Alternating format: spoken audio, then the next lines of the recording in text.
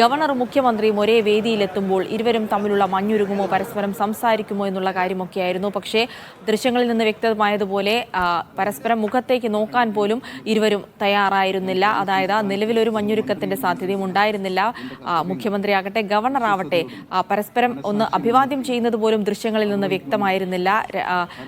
ഒടുവിൽ സത്യപ്രതിജ്ഞയ്ക്ക് ശേഷം ഗവർണർ വേദിയിൽ നിന്ന് മടങ്ങുമ്പോൾ മുഖ്യമന്ത്രിയെ കണ്ട ഒന്ന് യാത്ര പറയാൻ പോലും അല്ലെങ്കിൽ ഒന്ന് തലകുലുക്കാൻ പോലും തയ്യാറാകാതെ തന്നെയാണ് വേദി വിട്ടത്. അടുത്തടുത്തിരുന്ന് സത്യപ്രതിജ്ഞാ ചടങ്ങുകൾ നടക്കുമ്പോൾ പോലും പരസ്പരം മുഖത്തേക്ക് നോക്കാതിരിക്കാൻ രണ്ടുപേരും ശ്രദ്ധിച്ചതും ആ ദൃശ്യങ്ങളിൽ നിന്ന് വ്യക്തമാണ്. എന്തായാലും രാജ്ഭവനിൽ നടന്ന ലളിതമായ ചടങ്ങിൽ ഇപ്പോൾ സത്യപ്രതിജ്ഞ പൂർത്തിയായിരിക്കുകയാണ്. ഇനിയിപ്പോൾ മന്ത്രിമാർ ഗണേഷ് കുമാർ മുഖ്യമന്ത്രിയുടെ ഓഫീസിലെത്തി ചുമതല ഏറ്റെടുക്കുമെന്നാണ് മനസ്സിലാക്കുന്നത്. ഗണേഷ് കുമാറിന്റെ ഓഫീസിന്റെ പണി പൂർത്തിയായിട്ടില്ല.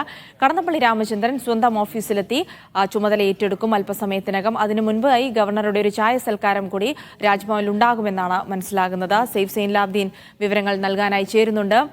സെയ്ഫ്, വളരെ ലളിതമായ ചടങ്ങിൽ സത്യപ്രതിജ്ഞയൊക്കെ പൂർത്തിയാക്കിയിരിക്കുന്നു. അതിൽ ഏറ്റവും പ്രധാനമായി പറയേണ്ടത് പരസ്പരം മിണ്ടാതെ ഗവർണറും മുഖ്യമന്ത്രിയും ഈ ചടങ്ങ് പൂർത്തിയാക്കി പിരിഞ്ഞിരിക്കുന്നു എന്നുള്ളത് കൂടിയാണല്ലേ? സമീപകാലത്ത് കേരളം കണ്ട ഏറ്റവും വലിയ രാഷ്ട്രീയ കൗതുകമുള്ള ദൃശ്യങ്ങളാണ് നമ്മൾ കണ്ടത്. ദൃശ്യങ്ങൾ കാണുമ്പോൾ മനസ്സിലാക്കിയെടുക്കാൻ കഴിയും. ഏറ്റവും ഒടുവിൽ മുഖ്യമന്ത്രി സത്യപ്രതിജ്ഞാ ചടങ്ങ് കഴിഞ്ഞതിന് പിന്നാലെ മുഖ്യമന്ത്രി ഗവർണർ ഇറങ്ങിപ്പോകുമ്പോൾ മുഖ്യമന്ത്രിക്ക് മുഖം കൊടുക്കാതെ ഇറങ്ങിപ്പോകുന്നത് നമ്മൾ ദൃശ്യങ്ങളിൽ കണ്ടതാണ്. 10 മിനിറ്റ് നേരത്തോളം സത്യപ്രതിജ്ഞാ ചടങ്ങ് നടന്നിരുന്നു. ഈ സമയത്തൊന്നും ഗവർണർ മുഖ്യമന്ത്രിക്ക് മുഖം കൊടുക്കാൻ തയ്യാറായില്ല. ആദ്യം ഗവർണറാണ് വേദിയിലേക്ക് എത്തിയത്. ഗവർണർ വേദിയിലേക്ക് എത്തിയതിന് പിന്നാലെ മുഖ്യമന്ത്രി പിണറായി വിജയൻ ആ വേദിയിലേക്ക് എത്തിച്ചേരുന്നു. പക്ഷേ അദ്ദേഹം മുഖ്യമന്ത്രിക്ക് മുഖം കൊടുക്കാനോ മുഖ്യമന്ത്രി വിഷ് ചെയ്യാനോ ഒന്നും തയ്യാറായില്ല. ഇപ്പുറത്ത് നിന്ന ആൾക്കാരെല്ലാം അദ്ദേഹം തൊഴുതുകൊണ്ട് വിഷ് ചെയ്യുന്നുണ്ടായിരുന്നു. മുഖ്യമന്ത്രി ഇരുന്നതിന് തൊട്ടിപ്പുറത്താണ് ഗവർണർ ഇരുന്നത്. ആ ദൃശ്യങ്ങൾ നമുക്ക് കൃത്യമായി കാണാൻ കഴിയും.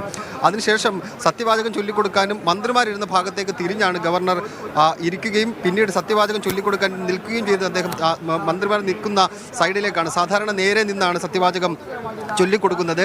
അതിനുശേഷം മന്ത്രിമാരെ ബൊക്കെ നൽകി ആദ്യം ഗവർണർ സ്വീകരിക്കുന്നു, പിന്നീട് മുഖ്യമന്ത്രി സ്വീകരിക്കുന്നു. പക്ഷേ അദ്ദേഹം ഇറങ്ങിപ്പോകുമ്പോഴുള്ള ആ ദൃശ്യങ്ങൾ, അതാണ് ഞാൻ നേരത്തെ സൂചിപ്പിച്ച പോലെ സമീപകാലത്ത് കേരള രാഷ്ട്രീയം കണ്ട ഏറ്റവും കൗതുകകരമായ ദൃശ്യങ്ങൾ.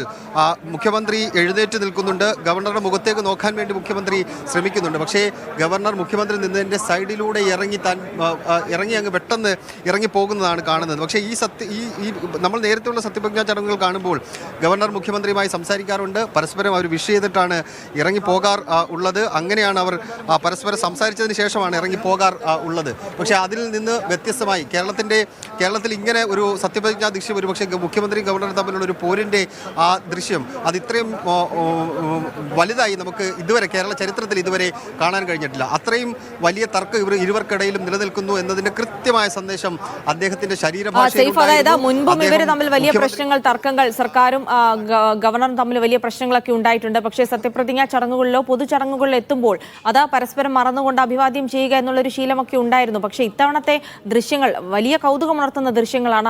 അതായത് ഒരിക്കൽ പോലും ഇനി ഈ നേരെയാക്കാൻ പറ്റാത്ത വിധം രണ്ടുപേരും അകന്നു പോയിരിക്കുന്നു എന്നുള്ള ദൃശ്യങ്ങൾ കൂടിയാണല്ലേ ഇപ്പോൾ പുറത്തു വന്നിരിക്കുന്നത്?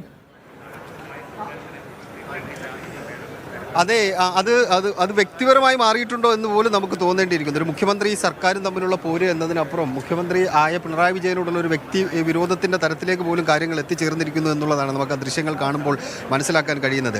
ഈ പോര് അത് അവസാനിക്കില്ല എന്ന കൃത്യമായ സൂചന അത് ഇന്നത്തെ സത്യപ്രതിജ്ഞാ ചടങ്ങിൽ ഉണ്ടായിരിക്കുകയാണ്. അത് ഗവർണറുടെ ശരീരഭാഷയിലുണ്ട്.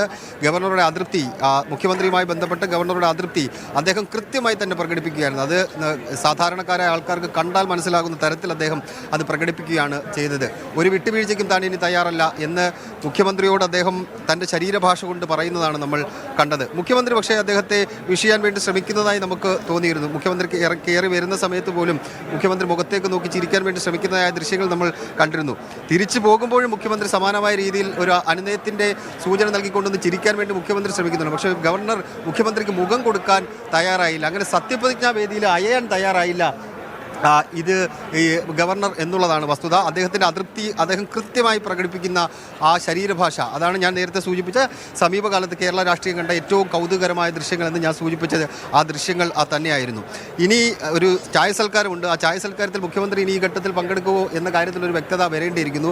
ഒരുപക്ഷേ മുഖ്യമന്ത്രി പങ്കെടുക്കാനുള്ള സാധ്യത കുറവാണ്. കാരണം ഗവർണറുടെ സമീപനം ഇതേ സമീപനം തന്നെ ആയിരിക്കും.